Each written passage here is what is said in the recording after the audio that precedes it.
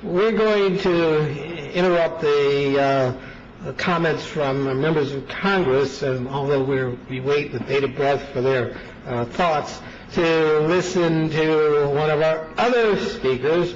We're going to hear some remarks by Nicky Sixx, bassist and the principal songwriter for the heavy metal band Motley Crue. Nicky.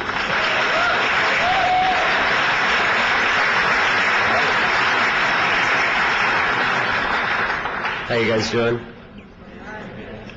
This is different for me. I made myself some notes here since I'm not much of a speaker. I've stood in front of 350,000 people before, and I've had a lot of success in my life, but this is a real proud moment for me, being a recovering alcoholic and addict. I would like to thank NADAC and SAMHSA for inviting me here today. I think it's amazing. Let me see.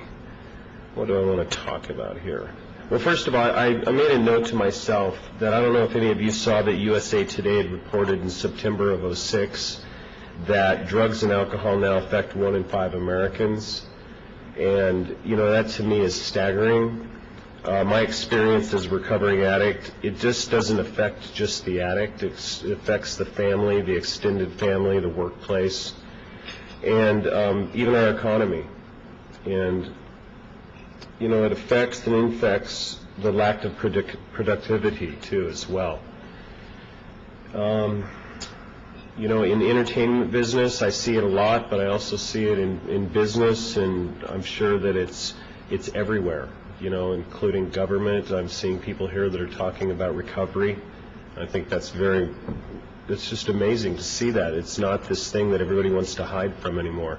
And even in a case like myself, where I'm a musician, and it's been sort of accepted to be alcohol and drug related, for me to stand up here and say I don't do drugs, I don't drink, and I still play rock and roll, and I still do a lot of creative things. And when I was growing up, the people that I looked up to were musicians, poets, the Outlaws, and they looked very much like myself.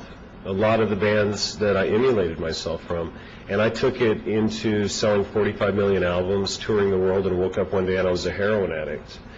And through recovery, you know, I believe that, you know, maybe there's just going to be this little thing that happens where some kid is going to be looking up and he's going to see me and he's going to say, wow, that guy's rock and roll and he plays music and, you know, maybe kind of looks cool still. And I'd rather be like him than the guy in the coffin. I'd rather be like him. And it takes everybody working together to keep the message going from different levels. You know, I got one of the pamphlets, or not even a pamphlet, the thing from the press conference, and it's this fat, and it's got all the statistics in it. And I have a 16-year-old son, and I tell you, I couldn't pay him to read that thing. And that's, you know, part of my job here, part of what I'm of service for, is because maybe they can listen to an album that I just did on recovery, or a book that I just wrote on recovery and sharing my experience. Maybe I can reach some of them while you're reaching some of them, and we all work together and we can really make a difference.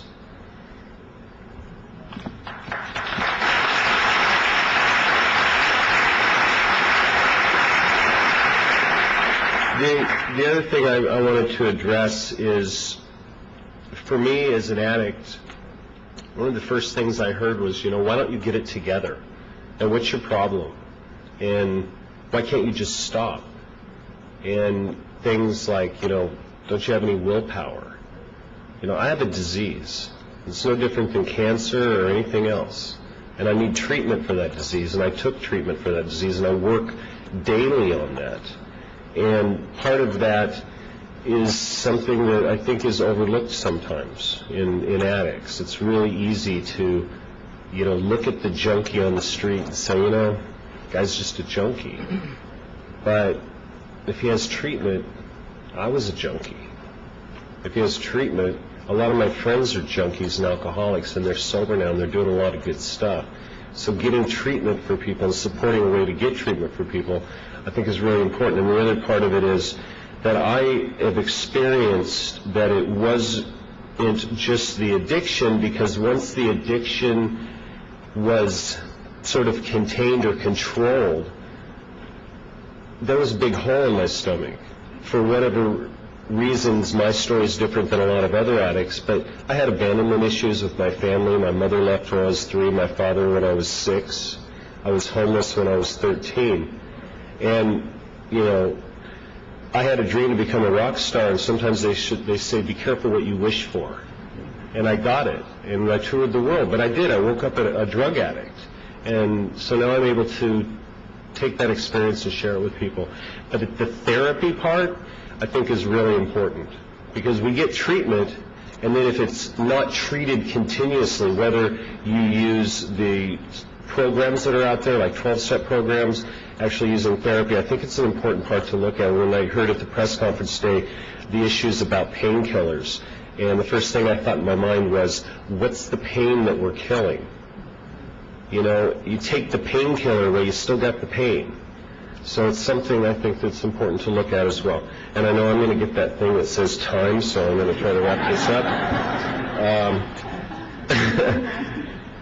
Okay, I want to share a little bit of the success part for me, because I think it's important. I mean, I could sit here all day long and gross you guys out and stuff that I did.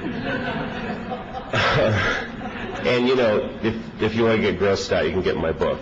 But there's a lot of success in that book as well. And part of it is that, you know, by getting sober, you know, I've forgiven my family for what happened. And that was a big part of my recovery. I'm a single father of 4 that went through a divorce in recovery, and I didn't act like a jackass. You know, I was able to be honorable and not give my kids the same information I got. I'm a photographer, I have a clothing company, I'm a songwriter, I'm a producer, I'm an author, and I have 2 bands, Motley Crue and a new band called 6 AM. So if being sober means you can't rock, I think that's wrong. You know, you can do a lot of cool stuff in sobriety.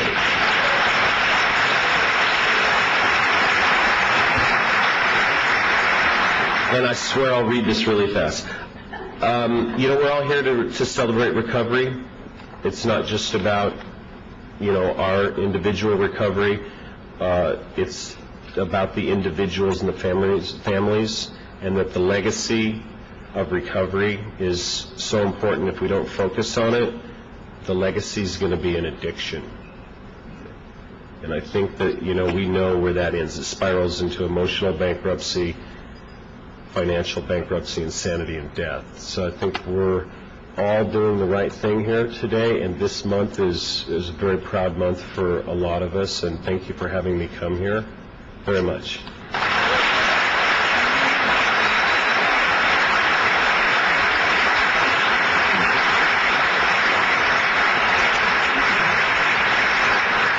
Because Nicky has shared his heart with us and his recovery story in a venue he has never done that before, we're sharing our heart with him, and this is from all of us to you. Thank you very much. Thank you.